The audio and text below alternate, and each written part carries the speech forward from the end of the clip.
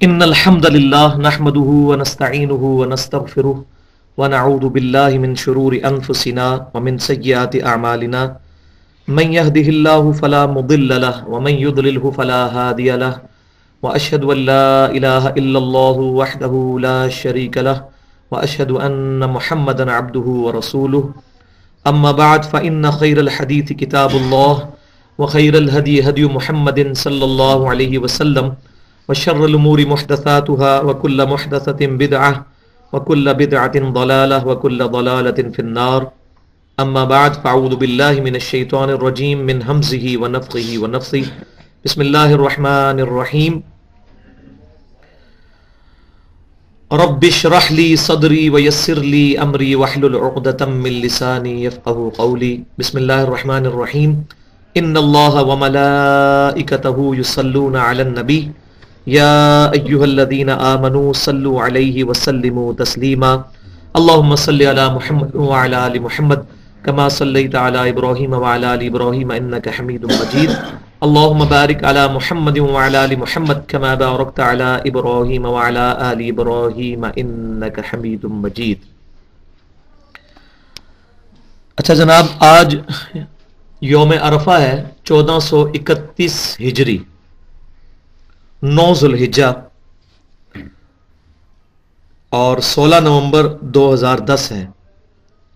آج سے ٹھیک 1420 سال پہلے امام کائنات سید الاولین والآخرین امام الانبیاء والمرسلین شفیع المذنبین رحمت للعالمین امام اعظم سیدنا محمد رسول اللہ صلی اللہ علیہ وآلہ وسلم نے اپنا آخری حج ادا فرمایا، اور آپ صلی اللہ علیہ وسلم نے اس حجۃ الوداع کے موقع پر آج ہی کے دن یوم عرفہ کے دن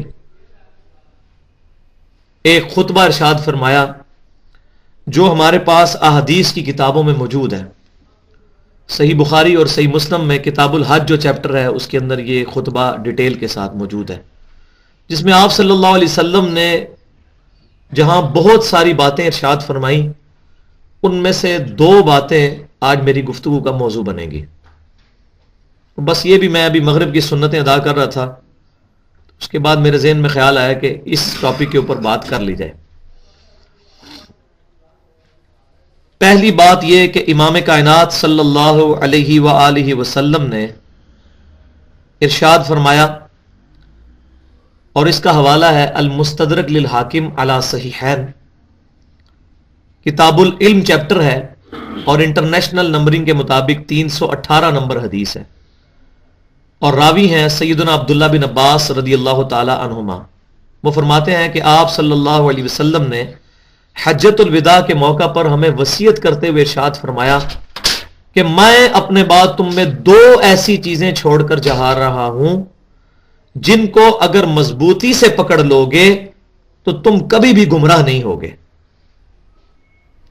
ایک شفیق روحانی باپ کی حیثیت سے آپ صلی اللہ علیہ وسلم نے اپنی امت کو، جو کہ آپ کی روحانی اولاد ہے، کیونکہ آپ صلی اللہ علیہ وسلم کی ازواج مطہرات ہماری مائیں ہیں، تو آپ صلی اللہ علیہ وسلم ہمارے روحانی باپ، ہر نبی اپنی امت کا روحانی باپ ہوتا ہے، تو آپ صلی اللہ علیہ وسلم نے روحانی باپ کی حیثیت سے شفقت فرماتے ہوئے ارشاد فرمایا، اپنے بعد میں تم میں 2 ایسی چیزیں چھوڑ کر جا رہا ہوں، اگر ان کو مضبوطی سے پکڑ لوگے کبھی گمراہ نہیں ہوگے۔ ایک اللہ کی کتاب اور دوسرے اس کے رسول صلی اللہ علیہ وسلم کی سنت، اور سنت وہ جو صحیح احادیث سے ڈرائیوڈ ہوگی، جس کا ریفرنس صحیح احادیث ہوگی۔ سنت کا واحد سورس صحیح احادیث ہے،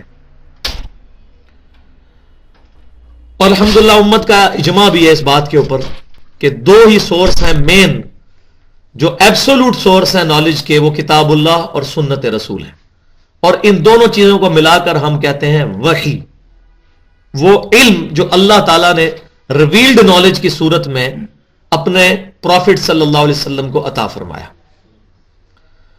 اب یہاں میں مختلف گفتگو اس کانٹیکسٹ میں کرتا جاتا ہوں، لیکن ایک بات بڑی امپورٹنٹ ہے اس کانٹیکسٹ میں، وہ یہ ہے کہ دیکھیں آپ صلی اللہ علیہ وسلم نے حجۃ الوداع کے موقع پر یہ نہیں فرمایا کہ میں اپنے بعد 1,24,000 صحابہ کرام علیہم رضوان کم و بیش یہ چھوڑ کر جا رہا ہوں، تم ان کو مضبوطی سے پکڑ لینا، تم کبھی گمراہ نہیں ہوگے.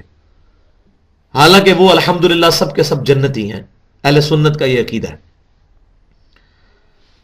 آپ صلی اللہ علیہ وسلم نے یہ بات بھی ارشاد نہیں فرمائی کہ میری وفات کے بعد سیدنا ابو بکر کو پکڑ لینا، تم کبھی گمراہ نہیں ہوگے. کیوں؟ کہ آپ صلی اللہ علیہ وسلم کی وفات کے 2 سال کے بعد سیدنا ابو بکر صدیق بھی فوت ہو گئے، 13 سال کے بعد سیدنا عمر بھی شہید ہو گئے، 25 سال کے بعد سیدنا عثمان بھی شہید ہو گئے، اور 30 سال کے بعد سیدنا علی رضی اللہ تعالی عنہم اجمعین وہ بھی شہید ہو گئے. اور آخری صحابی نبی صلی اللہ علیہ وسلم کی وفات کے تقریباً 100 سال کے بعد 110 ہجری میں ابو طفیل عامر بن واثلہ رضی اللہ تعالی عنہ المتوفا 110 ہجری وہ دنیا سے کوچ فرما گئے. اور آج آخری صحابی کو بھی فوت ہوئے تقریباً 1320 سال گزر چکے ہیں. دنیا میں کوئی بھی نبی صلی اللہ علیہ وسلم کا صحابی موجود نہیں ہے، لیکن الحمدللہ وہ وحی جس کے حوالے آپ صلی اللہ علیہ وسلم نے اپنی امت کو فرمایا تھا وہ آج بھی اسی شکل میں محفوظ ہے جس شکل میں آپ صلی اللہ علیہ وسلم حجۃ الوداع کے موقع پر امت کے حوالے کر کے گئے تھے. اور اس کا محفوظ رہنا یہ عقلی تقاضا ہے، کیونکہ یہ دین قیامت تک کے لیے ہے، تو قیامت تک کے لیے وہ تعلیمات محفوظ ہونا ضروری ہیں، ورنہ معاذ اللہ اللہ کے اوپر ظلم کی جو ہے صفت لازم آئے گی. کیونکہ جو دین سیدنا ابو بکر صدیق رضی اللہ تعالیٰ عنہ تک پہنچا، اگر وہ میرے تک آپ تک نہیں پہنچتا تو اللہ تعالیٰ ہم سے اس معاملے میں اس طرح حساب بھی نہیں لے سکتا. پھر چونکہ ہم نے حساب اللہ تعالیٰ کو دینا ہے، ایک موچی سے بھی وہی سوال ہونا ہے قبر میں اور آخرت میں جو ایک ڈاکٹر اور ایک انجینئر اور سیدنا ابو بکر سیدنا عمر عثمان و علی رضی اللہ عنہم اجمعین سے ہونا ہے. اس چیز کا لازمی تقاضا ہے کہ دین کو اللہ تعالیٰ محفوظ کر دے. الحمدللہ کتاب و سنت ہمارے پاس محفوظ حالت میں موجود ہے. یہ ہمارے پرائمری سورس ہیں، ایبسولوٹ ہے. اور 2 سورس اور ہیں نالج کے جو کہ ریلیٹیولی ہیں، ڈیرائیوڈ اصول ہیں، کتاب و سنت سے ہی ڈیرائیوڈ ہیں. ان میں سے پہلی چیز جو ہے وہ امت کا اجماع ہے.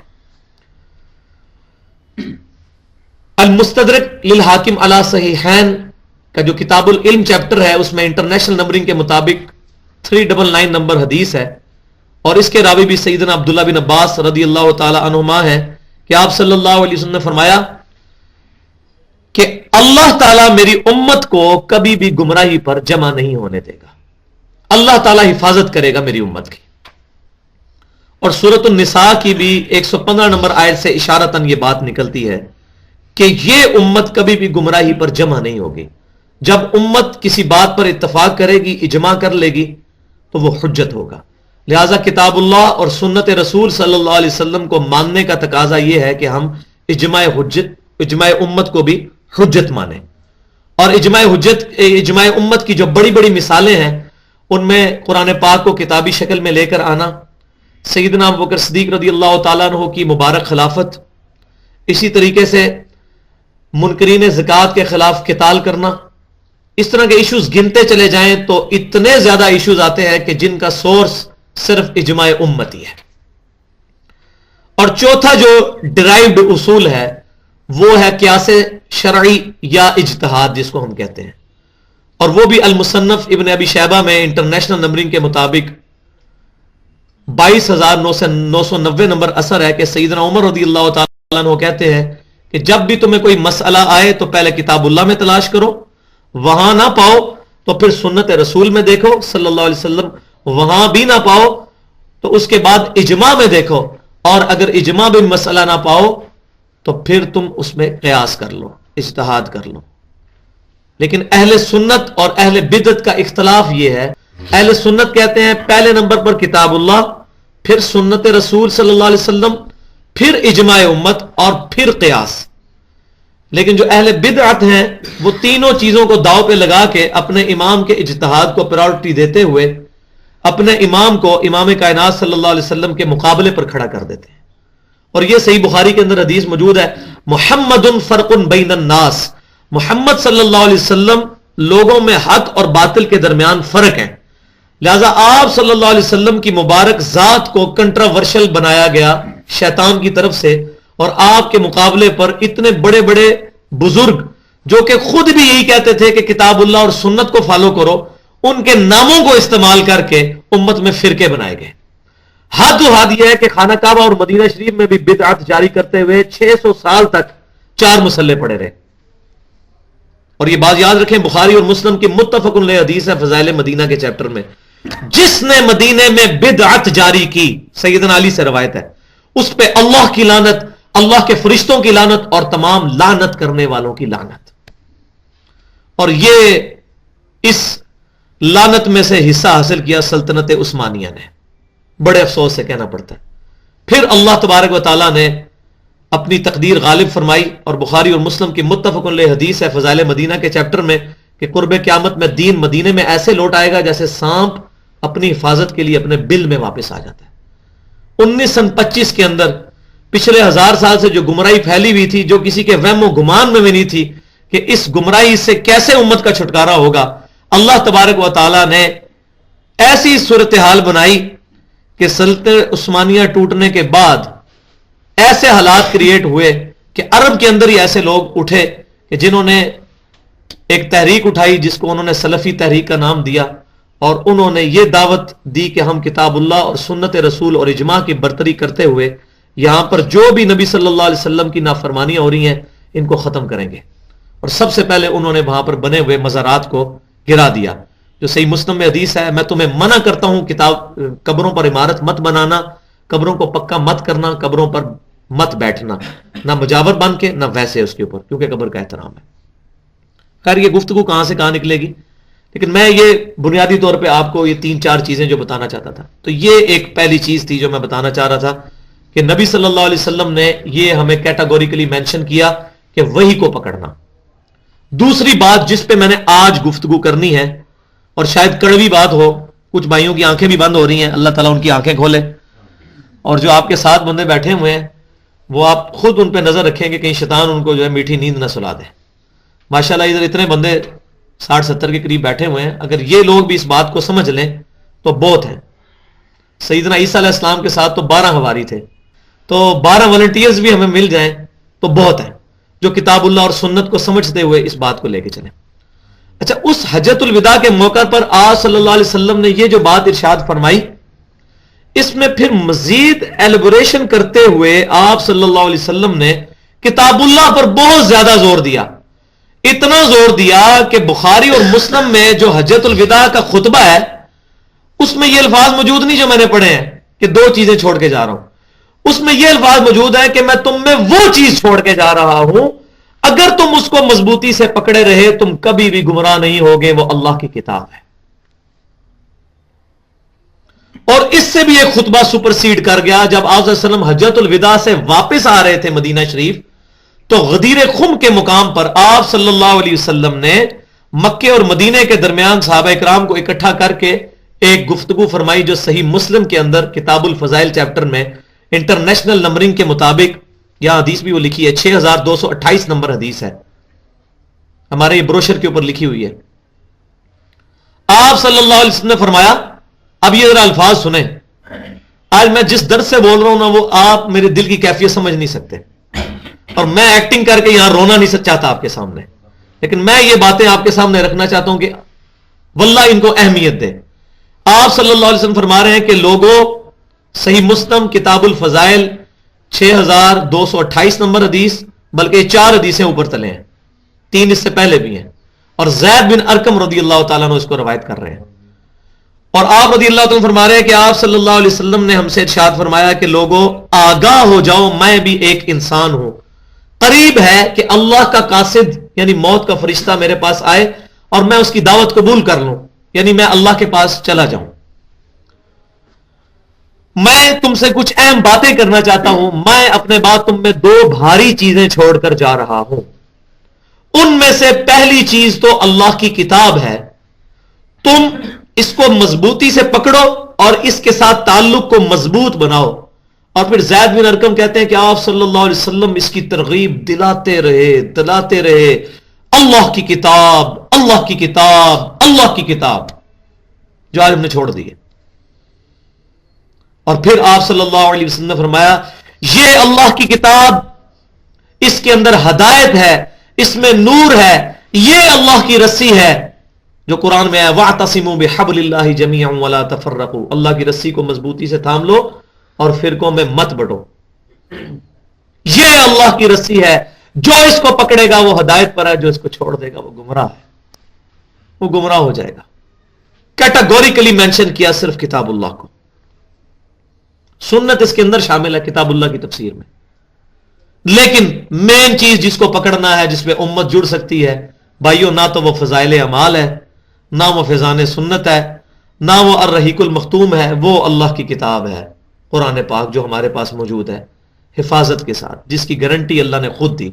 انا نحن نزلنا الذکر وانا لہ لحافظون، اس الذکر یاد دہانی کو ہم نے نازل کیا، ہم اس کی حفاظت فرمانے والے ہیں.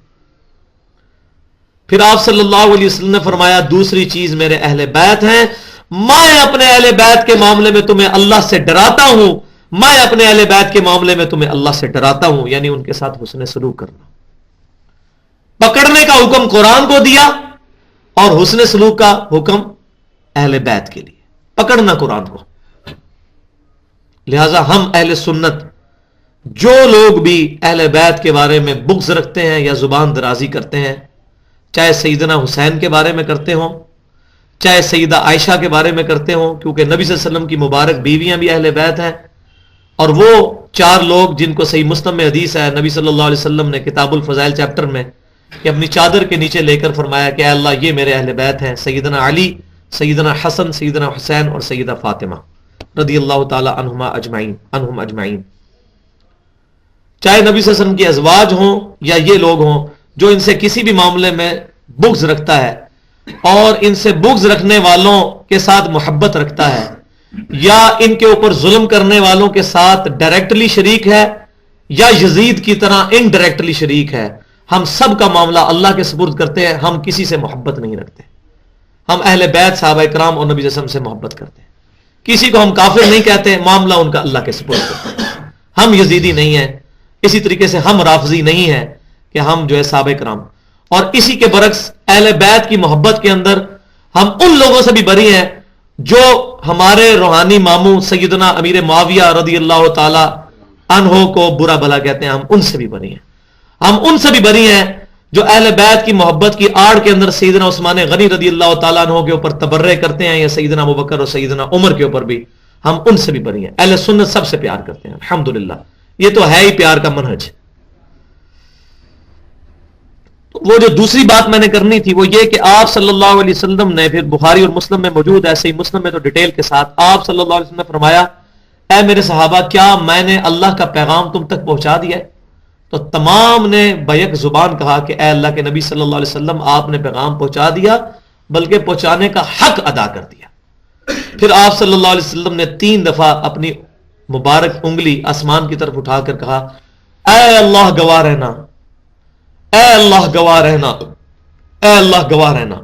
ایک دفعہ آسمان کی طرف اشارہ کیا اور ایک دفعہ صحابہ کرام علیہم رضوان کی طرف اشارہ کیا، گواہ بنا لیا کہ میں نے اپنی امت تک پیغام پہنچا دیا. لیکن اس کے بعد وہ ڈینجرس جملہ آ رہا ہے جس کی وجہ سے ہم میں یہاں بیٹھا ہوں اور آپ کو یہاں بلایا اور آپ بھی آئے ہیں، جس کی وجہ سے ہماری راتوں کی نیندیں حرام ہیں. خصوصاً ہم جس ملک کے اندر پیدا ہوئے، سب کانٹیننٹ میں جہاں گمراہی کی فضا عام ہو چکی ہے، اہل حق مغلوب ہے اور اہل بدعت، اہل باطل جو ہیں وہ اہل حق پر غلبہ کیے ہوئے ہیں، جس وجہ سے ہم یہاں بیٹھے آج. وہ دوسری بات ہے جو آپ صلی اللہ علیہ وسلم فرمائی کہ اب جو بھی یہاں موجود ہے اب اس کی رسپانسبلٹی ہے کہ وہ اس دعوت کو ان لوگوں تک پہنچا دے جو یہاں پر موجود نہیں. آپ صلی اللہ علیہ وسلم کے مبارک کندھوں پر وہ بوجھ جو اللہ تعالیٰ نے ڈالا تھا، اِنَّا سَنُلْقِي عَلَيْكَ قَوْلًا ثَقِيلًا، اے محبوب صلی اللہ علیہ وسلم ہم آپ پر ایک بھاری بوجھ ڈالنے والے ہیں. ٹھیک ہے، وہ بوجھ پھر اللہ تبارک و تعالیٰ کے محبوب صلی اللہ علیہ وسلم نے اس کام کو خوش اسلوبی سے کرنے کے بعد امت کے کندھوں پر ڈال دیا. ایک شخصیت نے جتنا بوجھ اٹھایا ہوا تھا اس وقت 150 کروڑ مسلمانوں کے اوپر وہ سکیٹرڈ ہے. بھائی تولا ماشا ماشا بھی نہیں آتا ہمارے سے، لیکن ہم شیطان ننگا ناچ رہا ہے، نبی صلی اللہ علیہ وسلم کی سر عام گستاخیاں ہو رہی ہیں، اللہ تبارک و تعالیٰ کی توحید کی دھجیاں بگیری جا رہی ہیں، لیکن ہمیں کوئی فرق ہی نہیں پڑتا. ہم تو کہتے ہیں بھائی ہم تو مصروف آدمی ہیں، آج تو جناب ہماری کاروبار کا مسئلہ ہے، ہم نے دکان پہ بیٹھنا ہے، اس وقت نیند آئی ہوتی ہے. بھائیو اگر یہی باتیں صحابہ کرام نے سوچ لی ہوتی تو آج یہ دین ہم تک نہ پہنچا ہوتا. اور بڑے افسوس کے ساتھ کہ دین کی دعوت کا ٹھیکہ آج ان لوگوں نے اٹھا رکھا ہے کہ جنہوں نے کتاب اللہ کو پیٹھ کے پیچھے ڈال کے مولوی کی لکھی ہوئی کتابیں اپنے ہاتھ میں پکڑی ہوئی ہیں اور در بدر بارے مارے پھر رہے ہیں. ان کو دیکھ کر ہمیں شرم نہیں آتی کہ یہ لوگ اپنے مولویوں کی دعوت لوگوں تک پہنچا رہے ہیں، ہم اللہ کی کتاب کی دعوت کیوں نہ پہنچائیں؟ اسی لیے میں نے اس کو نام دیا ہے امام الانبیاء کی دعوت قرآن. اور اس ٹائٹل کو میں نے جو ڈیڈکٹ کیا ہے وہ اس قرآن پاک کی آیت کے ساتھ جو ہمارا یہ ریسرچ پیپر ہے، امام الانبیاء کی دعوت قرآن صلی اللہ علیہ وسلم، اس کے ٹائٹل پہ ہم نے وہ آیت لگائی ہے سورۃ الانعام کی آیت نمبر 19. وَأُوحِيَ إِلَيَّ هَذَا الْقُرْآنُ لِأُنذِرَكُمْ بِهِ وَمَنْ بَلَغَ. اے محبوب صلی اللہ علیہ وسلم تم فرماؤ اللہ نے مجھے قرآن اس لیے وہی فرمایا تاکہ اس قرآن کے ذریعے میں تمہیں بھی ڈر سناؤں، تمہیں بھی تبلیغ کر دوں، اور جس تک بھی یہ پہنچ جائے، یعنی جس تک بھی پہنچے وہ اس پر عمل کرے اور لوگوں کو اسی کی طرف بلائے. یہ قرآن کی آیت، اسی لیے ہم نے نام دیا امام الانبیاء صلی اللہ علیہ وسلم کی دعوت قرآن.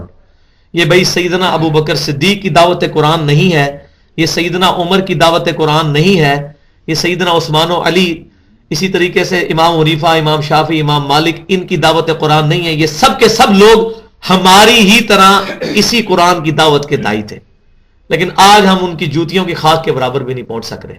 کیوں؟ انہوں نے اپنی زندگیاں اپنے محبوب صلی اللہ علیہ وسلم کی دعوت عام کرنے میں گزار دی، اور ہمیں جو ہے ہم منہ نہیں کھول سکتے اپنا. یہ لکھ کے ریسرچ پیپر جو آج پڑھے لکھے لوگ پڑھتے ہیں وہ حیران ہوتے ہیں کہ کتنی تحقیق کے ساتھ یہ 4 ریسرچ پیپر لکھے گئے. ہمارے پاس تو پکی پکائی کھیر موجود ہے، یہ 50 آیات کے ساتھ ریسرچ پیپر. اس کے علاوہ جتنے ریسرچ پیپر ہیں یہ ہم کسی کو دے بھی نہیں سکتے کہ بھائی یہ پڑھ لو، میں شام کو آپ کو پوچھوں گا کہ آپ نے اس میں سے کیا سیکھا. اور یہ نہ سمجھیے کہ ہماری نجات ہو جانی ہے صرف کلمہ پڑھ لیا ہے اور نمازیں اپنی سیدھی کرنے سے. ایٹ لیسٹ 4 شرطیں اللہ تعالیٰ نے کیٹاگوریکلی مینشن کر دی ہیں کامیابی کی. والعصر ان الانسان لفی خسر، ہر انسان خسارے میں مگر وہ جو کم از کم یہ کام پورے کرے گا. بینچ مارک یہ الا الذین آمنوا، جو ایمان لایا، جو لوگ ایمان لے کر آئے، وعملوا الصالحات، اور نیک اعمال کیے. اس کے بعد جا کے درباروں پر نہیں بیٹھ گئے، کمروں کے اندر جو جا کے نہیں بیٹھ گئے، اپنی مسندوں کے اوپر مدرسوں اور کے اندر نہیں بیٹھ گئے، بلکہ پھر انہوں نے کیا کیا؟ وتواصوا بالحق، پھر انہوں نے وصیت کرنی شروع کر دی حق بات کی. یہ قرآن جو حق ہے، اور پھر ظاہر ہے کہ اس کا لازمی نتیجہ اگلا ہوگا کہ پھینٹی لگے گی. وتواصوا بالصبر، پھر پھینٹی لگی، باتیں سننی پڑی، کسی کی طرف سے گالیاں سننی پڑی، تو وتواصوا بالصبر، پھر انہوں نے صبر کا دامن نہیں چھوڑا. یہ بالکل انٹلیکچوئل ترتیب ہے، ایک چین کے ساتھ چلتی ہے. ایمان لانا، نیک اعمال کرنا، حق بات کی تبلیغ کرنا، اور اس کے بعد اس پر صبر کرنا جو لوگ برا بھلا کہیں گے. کبھی کوئی کچھ کہے گا، کبھی کوئی کچھ نام رکھے گا. ہمیشہ اہل حق کے ساتھ یہ ہوتا ہے کہ شیطان گائیڈ کرتا ہے اہل حق کے خلاف. یہ تو انگریزوں کی پیداوار ہے، یہ تو اماموں کو نہیں مانتے، یہ تو اجماع کو نہیں مانتے، یہ تو قیاس کو نہیں مانتے. یہ سب بھائی جھوٹے پراپوگنڈے اہل سنت کے خلاف چل رہے ہیں. اہل سنت تمام فرقہ واریت سے بری ہیں. اہل سنت کسی فرقے کا نام نہیں ہے، یہ ایک مبارک گروہ ہے جو کہ صحابہ کرام علیہم رضوان کی شکل میں نبی صلی اللہ علیہ وسلم کے سامنے موجود تھا، ما انا علیہ واصحابی، اور قیامت تک چلے گا. صحابہ کرام علیہم رضوان کا امام کون تھا؟ نبی صلی اللہ علیہ وسلم. آج بھی وہ گروہ کہہ رہا ہے ہمارا امام نبی صلی اللہ علیہ وسلم ہے. یہ وہ کامل الایمان مسلمان ہیں کہ جو فرقوں سے ہٹ کر اپنے آپ کو کسی کی طرف منسوب نہیں کرتے، اور یہ اہل سنت کا لفظ بھی مجبوری سے انہوں نے اڈاپٹ کیا. اور یہ بھی کوئی ضروری نہیں آج کے دور میں کہ جب اہل بدعت اٹھے اور انہوں نے اپنے آپ کو مسلمان کہنا شروع کیا تو اس وقت امام مسلم صحیح مسلم کے مقدمے میں لے کر آئے ہیں کہ اہل سنت کی روایتیں لی جائیں گی، اہل بدعت کی نہیں. ورنہ کسی بھی محدث نے ایز اے فرقے کا نام، کسی گروہ کا نام یہ نہیں رکھا کہ یہ کسی فرقے کا نام کہ یہ اہل سنت جو ہے یہ قرآن پاک میں یہ اس طریقے سے نہیں. انہوں نے دعوت دی اسلام کی. ان الدین عند اللہ الاسلام، the only acceptable religion in the sight of Allah is Islam. اسلام ہی قابل قبول دین ہے اللہ کی بارگاہ میں. وَمَن يَبْتَغِي غَيْرَ الْإِسْلَامِ دِينًا فَلَن يُقْبَلَ مِنْهُ وَهُوَ فِي الْآخِرَةِ مِنَ الْخَاسِرِينَ. جو کوئی بھی اسلام کے علاوہ کوئی اور دین لے کر اللہ کے حضور قیامت والے دن آیا، اللہ اس سے اس کا دین قبول نہیں کرے گا اور وہ خسارہ پا جائے گا. اسی لیے پھر حکم فرمایا وَاعْتَصِمُوا بِحَبْلِ اللَّهِ جَمِيعًا وَلَا تَفَرَّقُوا. اللہ کی رسی قرآن کو مضبوطی سے تھام لو، آپس میں فرقوں میں مت بٹو. لیکن افسوس کی بات ہے کہ آج کوئی بھی جماعت، کوئی بھی گروہ اٹھتا ہے تو آیت تو یہی پڑھتا ہے، لیکن وَاعْتَصِمُوا بِحَبْلِ اللَّهِ جَمِيعًا وَلَا تَفَرَّقُوا پڑھ کے کہتا ہے کہ آؤ دیوبندی ہو جاؤ، فرقوں میں مت بٹو، آؤ بریلوی ہو جاؤ، آؤ وہابی ہو جاؤ، آؤ شیعہ ہو جاؤ. بلاتے فرقوں کی طرف ہے اور کہتے ہیں وَاعْتَصِمُوا بِحَبْلِ اللَّهِ جَمِيعًا وَلَا تَفَرَّقُوا. اور ان کے لیے بڑی خطرناک خوشخبری سورۃ الانعام کے اندر، ان الذین فرقوا دینہم وکانوا شیعا. جن لوگوں نے بھی دین میں فرقے بنائے اور اپنے آپ کو گروہوں میں بانٹ لیا، لست منہم فی شیء، اے محبوب صلی اللہ علیہ وسلم آپ کے ساتھ ان کا کوئی تعلق نہیں ہے. انما امرہم الی اللہ، ان کا معاملہ اللہ کے سپرد ہے. ثم ينبئهم بما كانوا يفعلون، پھر اللہ تعالیٰ ان کو بتائے گا ان کے کرتوت جو دنیا کے اندر کیا کرتے تھے، لوگوں کو فرقوں کی دعوت دیا کرتے تھے. تو آج اگر یہ چیز ختم ہو جائے اور سب کے سب کتاب اللہ اور سنت رسول پر جمع ہو جائیں صلی اللہ علیہ وسلم، تو فرقے ختم ہو جائیں گے. لیکن یہاں سب کانٹیننٹ کی بدبختی، یہاں اسلام آئے ہوئے 1200-1300 سال ہو چکے ہیں. جو محمد بن قاسم رحمۃ اللہ علیہ تابعی رسول تھے، 712 عیسوی میں لے کر آئے اسلام، نبی صلی اللہ علیہ وسلم کی وفات کے 80 سال کے بعد. اس وقت تو پیور حالت میں اسلام آیا، لیکن اس کے بعد جب سلطنت عثمانیہ کے انڈر افغانستان کی طرف سے امپیور اسلام آیا تو یہاں پھر دین کی دھجیاں بکھیری گئیں. اور اب حالت یہ ہے کہ جو کتاب اللہ اور سنت کی بات کرتا ہے اس کو کہتے ہیں بزرگوں کا گستاخ ہے، رسول اللہ کا گستاخ ہے. جو یہ بتاتا ہے کہ تمہارے بزرگوں کی کتاب میں لکھا ہے چشتی رسول اللہ، اس کو کہتے ہیں تم بزرگوں کے گستاخ ہو. جس کو یہ بتایا جاتا ہے تمہارے بزرگ نے کتاب میں لکھا ہے اشرف علی رسول اللہ، اللہم صلی علی اشرف وعلی آل اشرف، اس کو کہا جاتا ہے آپ 1000 کتابوں کے مصنف کے گستاخ ہیں.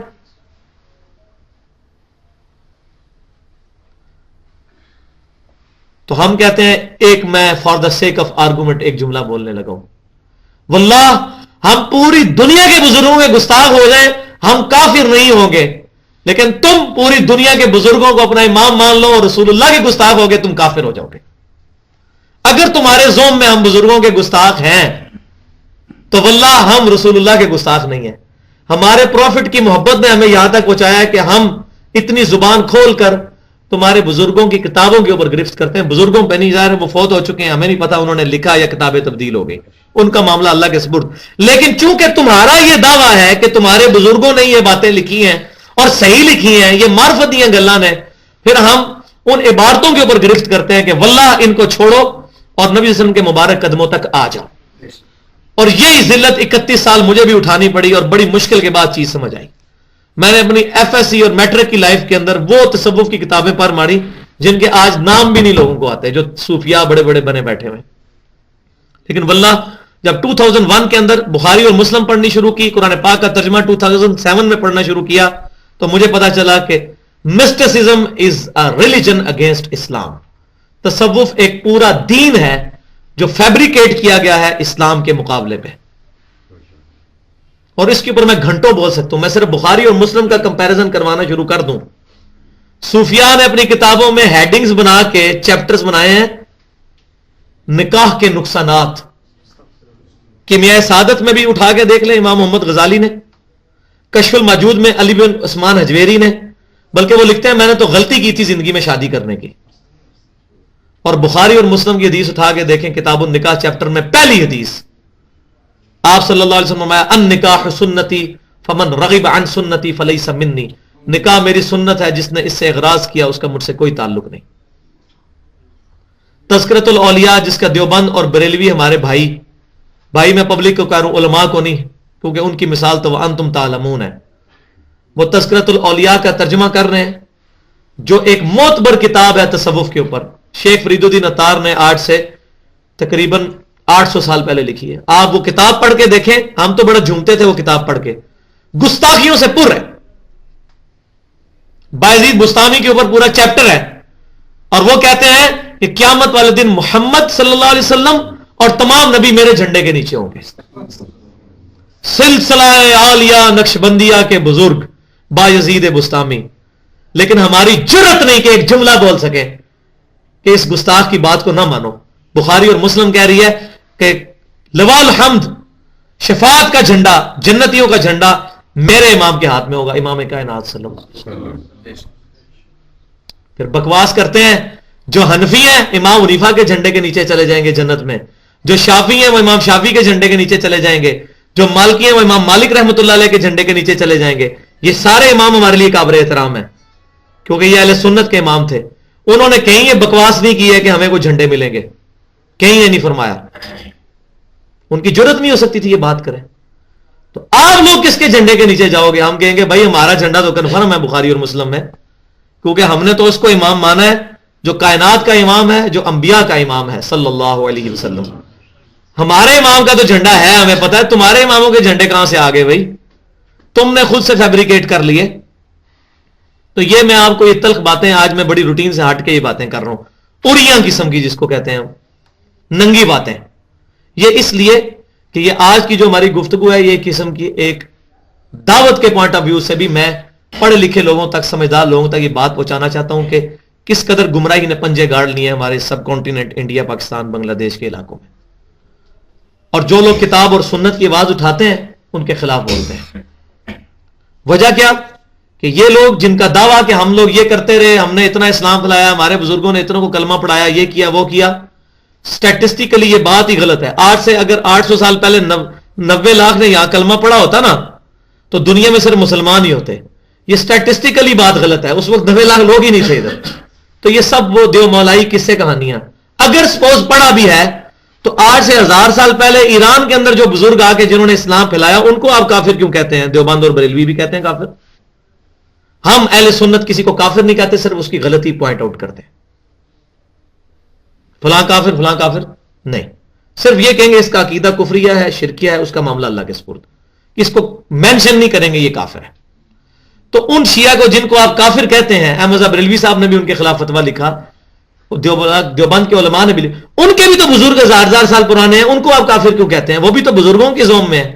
اس کا مطلب ہے اگر آپ لوگ ایران میں پیدا ہوتے تو پھر آپ شیعہ ہی ہوتے. آپ صرف اس لیے یہاں پر حنفی ہیں کہ آپ یہاں پیدا ہوئے ہیں، ایران میں ہوتے تو آپ شیعہ ہوتے. اور اگر معاذ اللہ اگر قادیانیوں کے گھر پیدا ہوتے تو آپ قادیانی ہی ہوتے. آپ اپنے فہم کے ذریعے کوئی بھی کتاب اور سنت کے منہج تک پہنچنے کی کوشش نہ کرتے.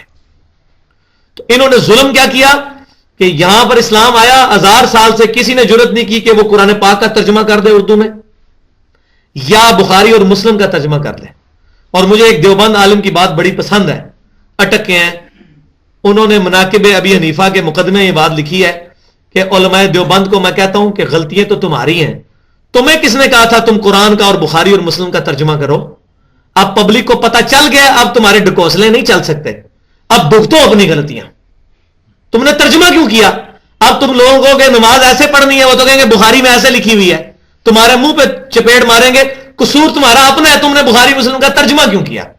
دیکھیں کتنی جرت اس بندے کی یہ بات لکھی ہے اس نے. اللہ کی بارگاہ میں تو جتنی بڑی جرت اس نے کی، اپنے بھی وقت فکر میں کتنی بڑی جرت کی. یہ اگر بعض فرشتوں نے لکھ لی ہوئی ہے تو اللہ تعالیٰ اس کو نہیں کھڑا کرے گا قیامت والے دن. تو یہ کہتا تھا لوگوں کو قرآن بخاری مسلم سے دور ہو، اور تمہارے بزرگوں کی وہ فرسودہ کتابیں جن میں شرکیہ واقعات اور نبی صلی اللہ علیہ وسلم کی شان میں گستاخیاں لکھی ہوئی ہیں، وہ تم گلی گلی محلے محلے بسترے اٹھا کے تو وہ کتاب لے کے لوگوں کو پڑھاتے اور سناتے پھر رہے ہو. اور اللہ کی کتاب 16 سال ہو گئے ہیں تمہیں، لیکن کتاب اللہ کا ایک لفظ کا ترجمہ نہیں کر سکتے. کوئی کرسچن آگے تمہارے سامنے بیٹھ جائے، تمہارے منہ بند ہو جائیں گے اس کے سامنے، تم باتیں نہیں کر سکتے. تم کیا دین کی دعوت دو گے؟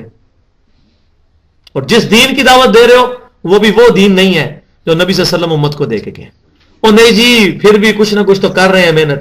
تو بھئی میں اس پہ ایک جملہ بولتا ہوں ایک سمجھانے کے لیے مثال کہ اگر میں ایک مستری یا مزدور ہائر کروں اس کام کے لیے کہ اس نے نیچے سے اینٹیں اٹھا کے فرسٹ فلور تک پہنچانی ہے، صبح آنا ہے مستریوں اور مزدوروں نے، اور انہوں نے کام شروع کرنا ہے، اور وہ مزدور کو میں ڈیوٹی لگاؤں کہ تمہیں میں 500 روپیہ دیہڑ دوں گا، یہ ساری اینٹیں اوپر پہنچا دو شام تک.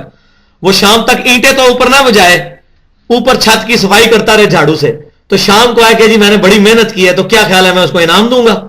میں کہوں گا ظالم، تو نے تو میرے مستری اور مزدور کل انہوں نے آنا ہے، ان کی اب میں دیہڑ ان کی بھی مجھے پڑ گئی، تیری دیہڑ میں کہاں سے دوں؟ تو نے اینٹیں کیوں نہیں اوپر چڑھائی؟ وہ کام کیسے شروع کریں گے؟ اسی طریقے سے جو قرآن پاک کو چھوڑ کر فضان سنت کو یا فضائل اعمال کو یا کسی اور کتاب کو لے کر گلی گلی ٹھوکر کھاتے پھر رہے ہیں، وہ بے شک سمجھتے رہے ہم دین کی خدمت کر رہے ہیں. ان کی مثال اس بندے کی سی ہے جو اللہ نے کتاب دی تھی، اگر اس کی دعوت نہیں پہنچائی تو انہوں نے کوئی کام نہیں کیا. اور یہ بات یاد رکھ لیں، یہ جو زوم ہو جاتا ہے جی رائے ونڈ میں 16 لاکھ بندے نے نماز پڑھ لی اجتماع کے اندر، ملتان شریف میں 20 لاکھ اسلامی بھائی اکٹھے ہو گئے، مریدکے میں اتنے جو بھائی کھڑے ہو گئے جماعت الدعوہ کے اور فلاں یہ ہو گیا وہ ہو گیا. اللہ تعالیٰ نے کوانٹٹی نہیں دیکھنی. اسلام کے نزدیک quantity is not authority, quality is authority. ایک موحد بھی اللہ کو پیارا ہے. لوط علیہ السلام پر کتنے لوگ ایمان لے کے آئے؟ 2 بیٹیاں صرف. تو کیا لوط علیہ السلام ناکام ہو گئے؟ 950 سال سیدنا نوح علیہ السلام نے تبلیغ کی، صرف 80 بندے مسلمان ہوئے. کیا نوح علیہ السلام ناکام ہو گئے؟ سیدنا عیسیٰ علیہ السلام نے وہ معجزے دکھائے جو کسی پیغمبر کو نہیں ملے، مردوں تک کو زندہ کیا انہوں نے اللہ کے اذن کے ساتھ، لیکن صرف 12 بندے ان کے اوپر ایمان لے کے آئے ان کی زندگی کے اندر. کیا وہ ناکام ہو گئے؟ اور بھائیوں، اللہ کے نبی ناکام نہیں ہوئے، وہ امتیں ناکام ہو گئی ہیں. آج بھی ہمارے نبی صلی اللہ علیہ وسلم ناکام نہیں ہوئے ہیں. یہ لوگ جو نبی صلی اللہ علیہ وسلم کی دعوت کے مقابلے میں اپنے بزرگوں کی دعوتیں لے کے چل رہے ہیں، یہ لوگ ناکام ہو گئے ہیں. الحمدللہ اب جس طریقے سے فضا چل پڑی ہے، اور ہمارے جیسے گمراہ لوگ کہ جن کو آج سے 2-2.5 سال پہلے کوئی دیکھتا تو کہتا ہے شاید ان کے قسمت میں ہدایت ہے نہیں ہے، اللہ تعالیٰ نے ان لوگوں کو اٹھا کے تو آج دعوت کا ذریعہ بنایا ہے. کیونکہ اللہ تعالیٰ کا قرآن پاک میں وعدہ ہے، هو الذی ارسل رسولہ بالہدی ودین الحق لیظہرہ علی الدین کلہ ولو کرہ المشرکون. اللہ تعالیٰ نے اس رسول صلی اللہ علیہ وسلم کو دین حق اور الہدا قرآن کے ساتھ بھیجا ہے تاکہ اس دین کو غالب کر دے تمام ادیان کے اوپر، چاہے مشرک اس کا برا مان جائیں. یہ دین سارے ادیان کے اوپر غالب آئے گا، یہ اللہ تعالیٰ کا کیٹاگوریکل وعدہ ہے. تو اب انشاءاللہ تعالی بس میں کنکلوڈنگ جملے بولتا ہوں کہ یہ امام الانبیاء کی دعوت قرآن صلی اللہ علیہ وسلم 50 آیات پر مشتمل ایک ریسرچ پیپر ہے، جس کے اندر ایک دائی کو کس طریقے پر دعوت پیش کرنی چاہیے اپنے مسلمان بھائی تک، اس کا سلیقہ لکھا ہوا ہے. اس کو آپ پڑھیں، اور یہ ایک انٹلیکچوئل ترتیب میں لکھا ہوا ہے. ایسا نہیں ہے کہ ٹاپکس جو ہیں وہ گڈمٹ ہیں، نہیں، یہ الحمدللہ سال کی محنت کے بعد اس کو لکھا گیا. ایک دائی کو یہ آیات آتی ہوں تو وہ کسی بھی مسلمان تک جو اپنے آپ کو مسلمان سمجھتا ہے، چاہے دیوبندی ہے، بریلوی ہے، اہل حدیث ہے، شیعہ ہے، ایون قادیانی ہے، جو اپنے زوم میں اپنے آپ کو مسلمان سمجھتا ہے، اس کو اس کتاب کے اوپر دعوت دے سکتا ہے. کیوں؟ تعالوا الی کلمۃ سواء بیننا وبینکم. یہ وہ کامن چیز ہے جس پر ہم امت کو اکٹھا کر سکتے ہیں. تو یہ میں نے محنت کر کے وہ 50 آیات پورے قرآن پاک میں جو تھی ان کو ایک جگہ پر جمع کیا ہے، تقریباً 10 ٹاپکس کے انڈر.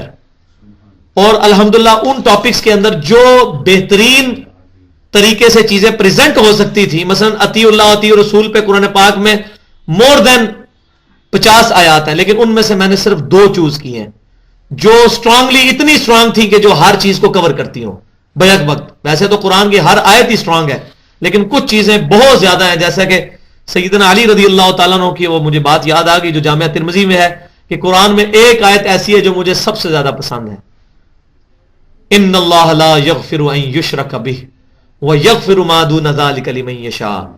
جو اللہ تعالیٰ اس گناہ کو تو کبھی بھی معاف نہیں کرے گا کہ کوئی شخص شرک کے ساتھ اس دنیا سے گیا، اس کے علاوہ جو بھی گناہ ہے وہ معاف کر دے گا. تو وہ کہتے تھے کہ الحمدللہ میں شرک نہیں کرتا، مجھے امید ہے اللہ میرے گناہوں کو معاف کرے گا.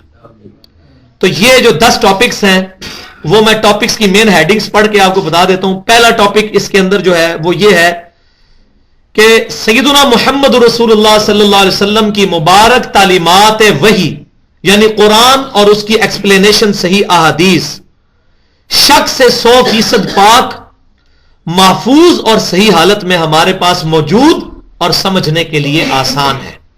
اس پہ میں 4 آیات یہاں لے کر آیا ہوں قرآن پاک سے جو یہ ثبوت دیتی ہیں. یہ میں نے گفتگو جو کی یہ اس کے ثبوت میں 4 آیات ہیں.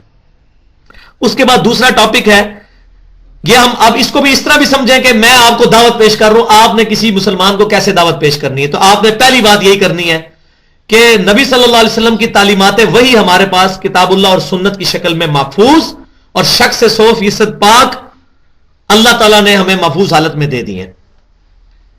اس کے بعد اگلی بات کیا کرنی ہے وہ ہے دین اسلام قبول کرنے کے سوا اللہ کی بارگاہ میں قیامت کے دن نجات اور کامیابی کا کوئی اور ذریعہ نہیں ہے. اب اس سے کسی کو اختلاف ہو سکتا ہے. اس میں آیات میں 8 آیات لے کے آیا ہوں جن میں سے کچھ میں نے پڑھی ہوئی ہیں، اور یہ آیت بھی سن لیں. یا ایھا الذین آمنوا اتقوا اللہ حق تقاتہ ولا تموتن الا وانتم مسلمون. ایمان والو اللہ کا تقوی اختیار کرو اور دیکھنا تمہیں موت آئے اس حال میں. اللہ کا تقوی اختیار کرو جیسا کہ حق ہے، اور دیکھنا تمہیں موت نہ آئے مگر اسی حال میں کہ تم مسلمان ہونا، اللہ کا فرما بردار ہونا. اس کے بعد تیسرا ٹاپک ہے دین اسلام میں اللہ اور اس کے محبوب صلی اللہ علیہ وسلم کے علاوہ کوئی ذات مطلقاً حجت اور دلیل نہیں ہے. اس پہ کس کا اختلاف ہو سکتا ہے؟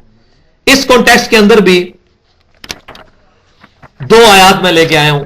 اس کے بعد اگلا ٹاپک ہے تیسرا، دین اسلام کی تعلیمات جو سچی تعلیمات ہیں وہ ذاتی گمان اور بے اصل اور بے بنیاد خیالات کی بجائے صرف صحیح علم پر قائم ہے. یہ نہیں میرا وجدان کہتا ہے جی اور ساڑا عقیدہ ہے جی فیتھ بلائنڈ ہوتا ہے، نہیں، علم کے اوپر بنیاد رکھتا ہے. اور وہ علم کتاب اور سنت کا علم. اور اس میں سب سے وہ سٹرونگ آیت ہے جو 10 کمانڈمنٹس بنی اسرائیل میں آئی ہیں جو تورات میں بھی موجود تھی. وَلَا تَقْفُ مَا لَيْسَ لَكَ بِهِ عِلْمٌ. اے انسان کسی ایسی چیز کی پیروی مت کر جس کے بارے میں تیرے پاس علم نہیں ہے. ان السمع والبصر والفؤاد كل اولئک کان عنہ مسئولا. بے شک کان، آنکھیں اور عقل، دماغ. فؤاد کا بعض لوگوں نے ترجمہ دل کیا ہے لیکن یہ فعید عربی میں کہتے ہیں بھجیا کو، کنکلوژن کو. فائدہ بھی اسی سے نکلا ہے اور پرانی کتابوں میں فے بھی لکھا ہوتا تھا. تو یہ فواد جو ہے یہ عقل کے معنوں میں بھی آتا ہے.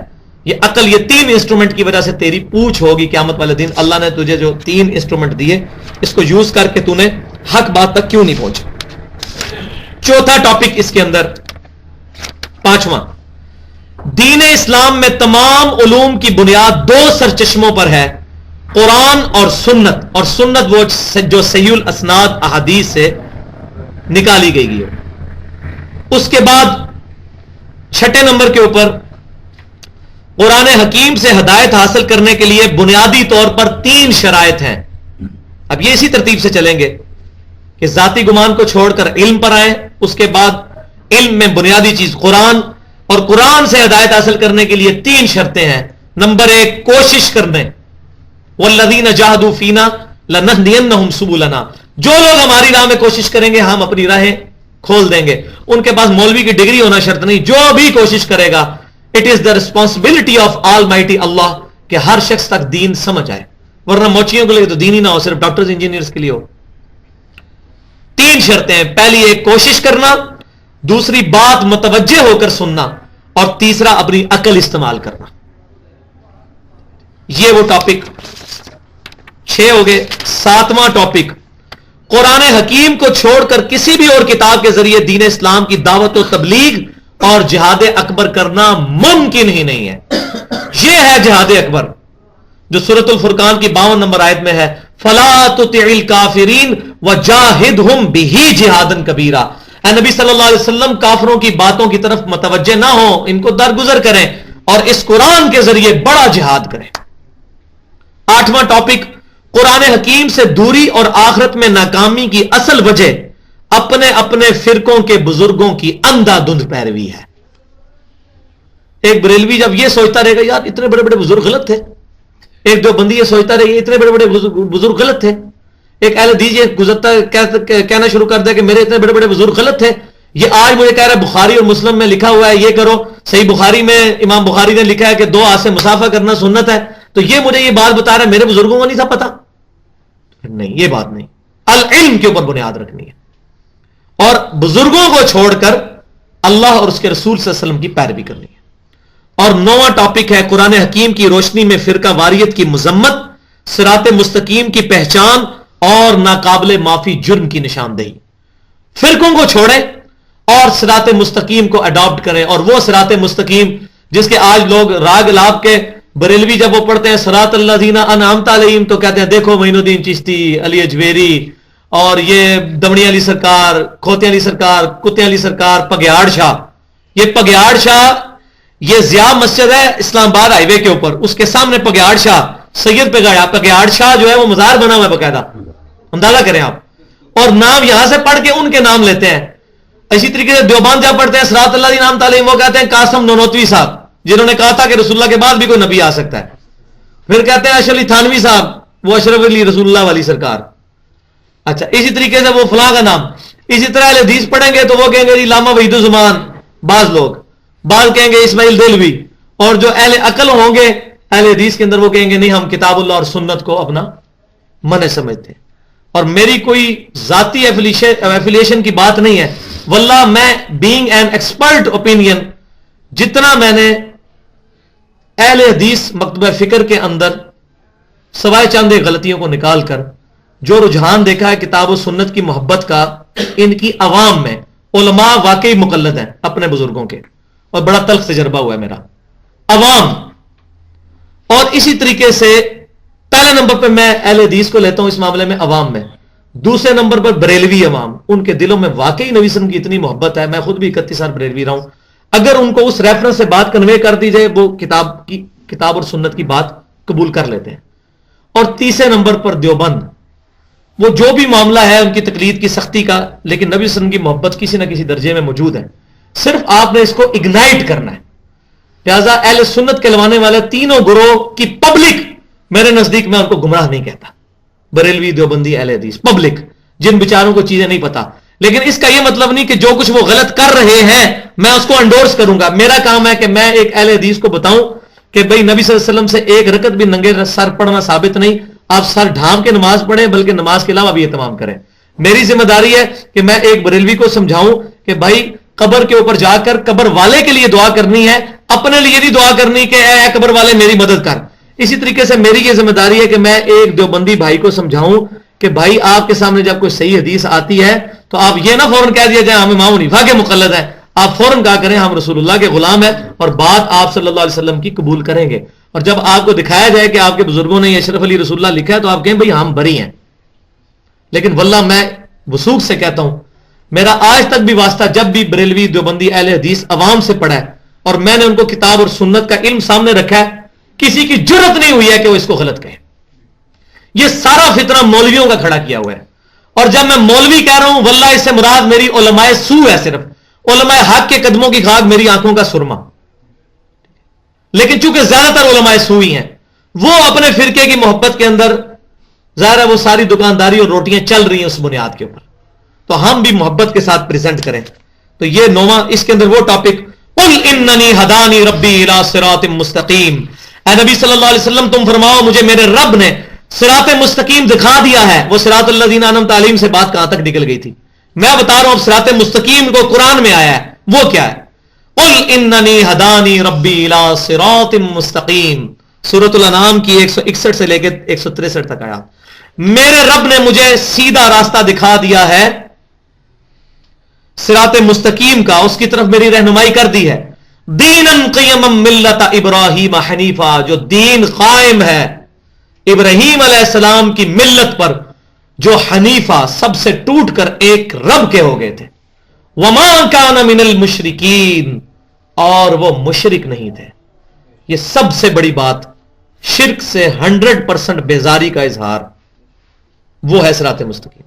وما کان من المشرکین، اور اب وہ وجد امیز آیات آ رہی ہیں، قل ان صلاتی، اے محبوب آپ فرما دو بے شک میری نماز، ونسکی، اور میری قربانی جو انشاءاللہ صبح ہم کرنے جا رہے ہیں کل، وَمَحْيَايَ اور میری زندگی، وَمَمَاتِي اور میرا مرنا، للہ رب العالمین اس اللہ کے لیے جو تمام جہانوں کا پالنے والا ہے، لا شریک لہ، پھر شرک کی بریکٹ آ گئی، میں شرک نہیں کرتا اس کے ساتھ، وَبِذَالِكَ أُمِرْتُ اور مجھے اسی بات کا حکم ہوا ہے، وَأَنَا أَوَّلُ الْمُسْلِمِينَ کہ سب سے پہلے میں فرما بردار بنوں، میں اپنے آپ کو مسلمان کہوں۔ تو نبی صلی اللہ علیہ وسلم اپنے آپ کو کیا کہتے ہیں؟ مسلمان۔ ہمیں بھی مسلمان یا مسلم کوئی بھی لفظ، میں جو جماعت المسلمین خوارج والی بات بھی نہیں کرتا، وہ اس نام کے اوپر باقی صاحب کو کافر کہتے ہیں، میں اہل سنت کی بات کر رہا ہوں کہ مسلمان یا مسلم کوئی بھی لفظ، اس کے اوپر ہمیں فخر محسوس کرنا چاہیے۔ اور اس میں جو 10واں ٹاپک ہے، یہ میں 10 ٹاپک اس طرح کیے ہیں کہ جو پہلا ٹاپک ہے اس کی ہیڈنگ کوئی نہیں ہے، صرف لکھنے کی حد تک ہے، بھائی یہ دوسرا ہے، یہ تیسرا، اس طرح 10واں ٹاپک ہے قرآن حکیم کی بنیادی دعوت غلبہ توحید ہے، اور اس میں بھی 2 باتیں، عبادت بھی صرف اللہ کی اور دعا بھی صرف ایک اللہ سے، ایاک نعبد و ایاک نستعین، اے اللہ عبادت بھی صرف تیری کریں گے اور غائب میں مدد کے لیے صرف تجھی کو پکاریں گے، ہم کبھی نہیں کہیں گے فرشتوں یہ پیغام دے دو کہ خادم تمہارا سعید آ رہا ہے، نہیں، نہ فرشتوں کو پکاریں گے، نہ کسی بزرگ کو پکاریں گے، نہ کسی پیغمبر کی روح کو پکاریں گے، بلکہ اس کو پکاریں گے جس کو پکارنے کی ترغیب ہمارے امام نے ہمیں دی ہے۔ المستدرک للحاکم میں صحیح سند کے ساتھ یہ موجود ہے، نبی صلی اللہ علیہ وسلم نے فرمایا، عبداللہ بن مسعود کہتے ہیں آپ صلی اللہ علیہ وسلم ہر مشکل ہر پریشانی میں کہتے تھے، یا حی یا قیوم برحمتک استغیث، اے خود سے زندہ ہر چیز کو تھامنے والے، میں تیری رحمت کے ساتھ تیری مدد کا سوال کرتا ہوں۔ یا اللہ مدد کہنا جائز ہے اردو میں، لیکن اگر آپ کہیں کہ حدیث سے الفاظ، یہ کوئی نہیں ثابت، لہذا اس کو چھوڑ کے نا اس سلوگن کو عام کرنا چاہیے، یا حی یا قیوم برحمتک استغیث، جو سنت سے ثابت ہو، اس کو جو ہے سلوگن بنانا چاہیے۔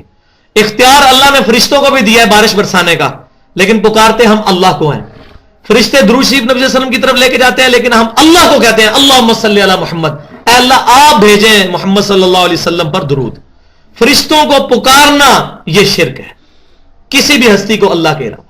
اللہ کی مرضی فرشتے کو مدد کے لیے بھیج دے، جیسے کتاب الوکالہ چیپٹر صحیح بخاری کا ہے کہ نبی صلی اللہ علیہ وسلم نے فرمایا جو رات کو سونے سے پہلے آیت الکرسی پڑھتا ہے، اللہ ایک فرشتہ اس پر مقرر کر دیتا ہے حفاظت کے لیے۔ یہ اللہ کی مرضی ہے، ہم نہیں کریں گے، ہم پکاریں گے صرف ایک اللہ کو۔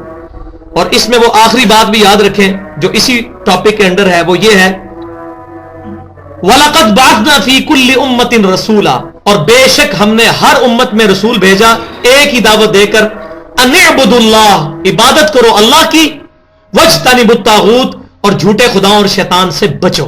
اور آخری نصیحت جس پہ میں کنکلوڈ کرتا ہوں، یہ سورہ سجدہ کی 22 نمبر آیت ہے، بسم اللہ الرحمن الرحیم، وَمَنْ أَظْلَمُ مِمَّنْ ذُكِّرَ بِآيَاتِ رَبِّهِ ثُمَّ أَعْرَضَ عَنْهَا، اس سے بڑھ کر ظالم کون ہے کہ جب اسے اس کی رب کی آیات سنا کر وصیت کی جائے اور وہ منہ پھیر لے۔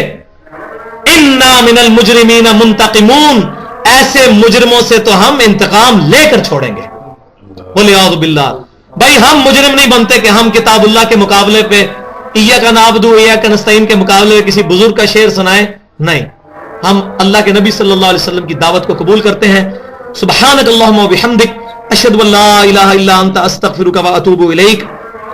اللہم صلی علی محمد وعلی آل محمد وبارک وسلم وصلی علیہ وما علینا الا البلاغ المبین۔ اب عشاء کی اذانیں شروع ہو چکی ہیں، اذان کا جواب بھی دیں، اس کے بعد انشاءاللہ کھانے کے بعد نماز پڑھتے ہیں۔